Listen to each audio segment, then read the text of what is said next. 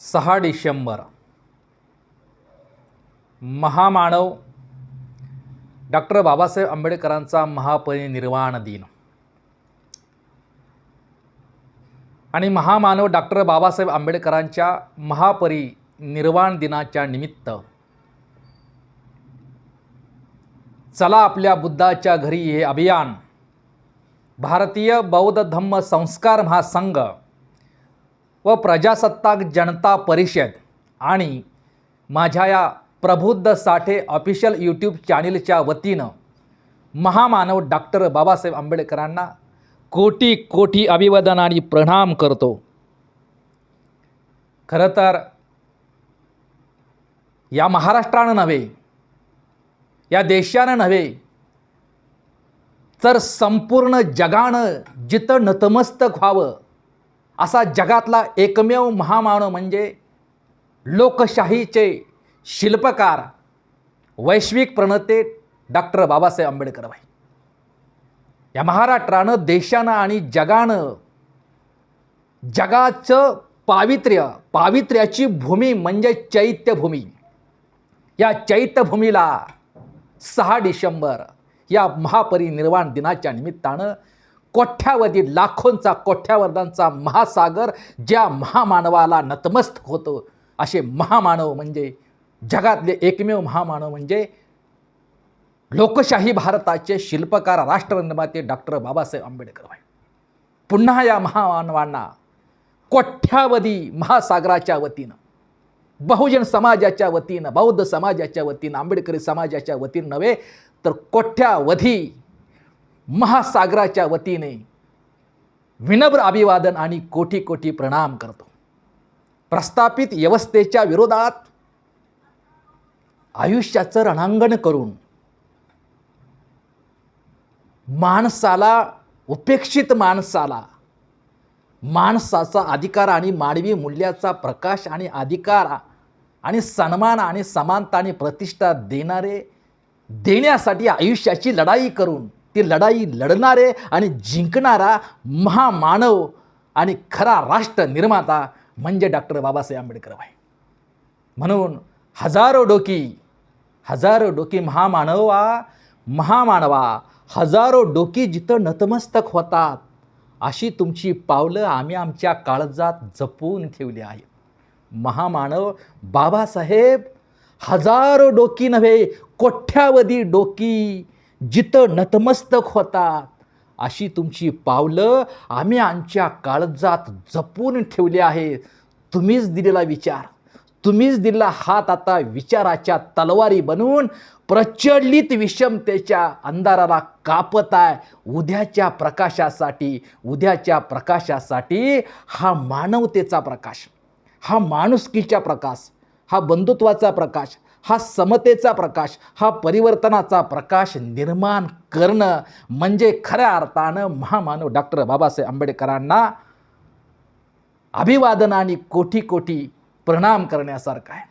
खरं तर या जगातला सगळ्यात मोठा आणि एकमेव महामानव म्हणजे डॉक्टर बाबासाहेब आंबेडकर होय आणि अशा महामानवाचं अनुयायी होणं ही जगातली सगळ्यात मोठी महानता आहे।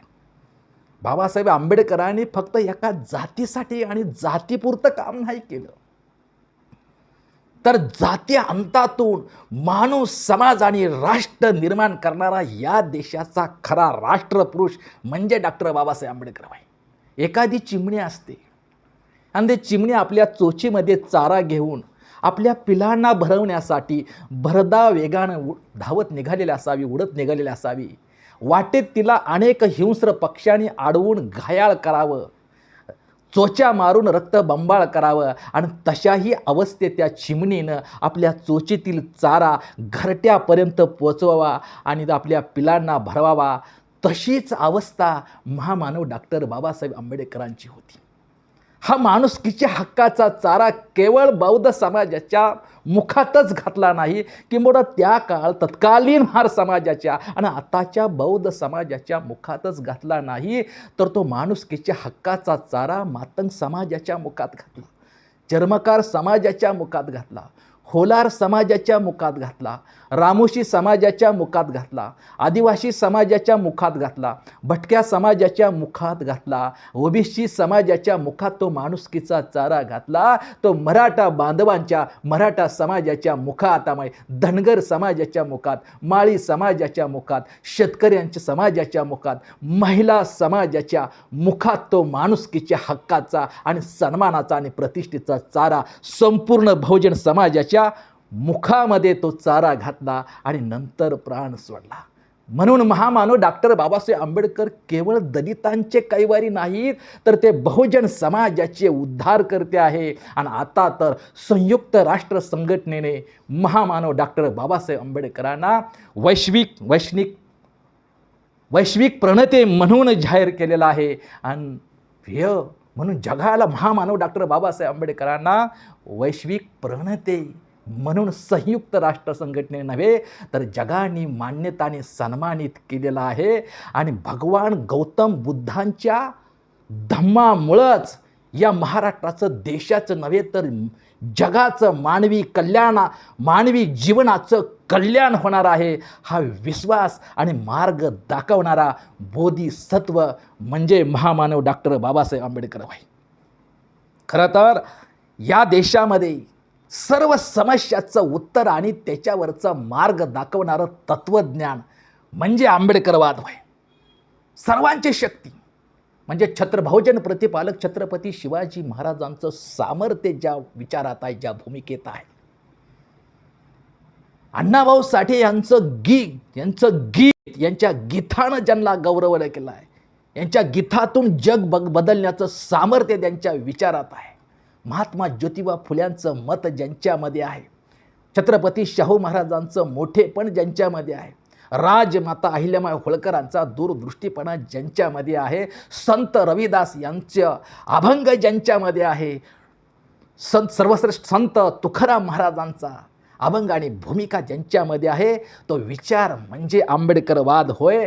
आणि ह्या सर्वांची ताकद असणारा विचार हा म्हणजे आंबेडकरवाद होय. आंबेडकरवाद हा देशाचा खरा राष्ट्रवाद आहे.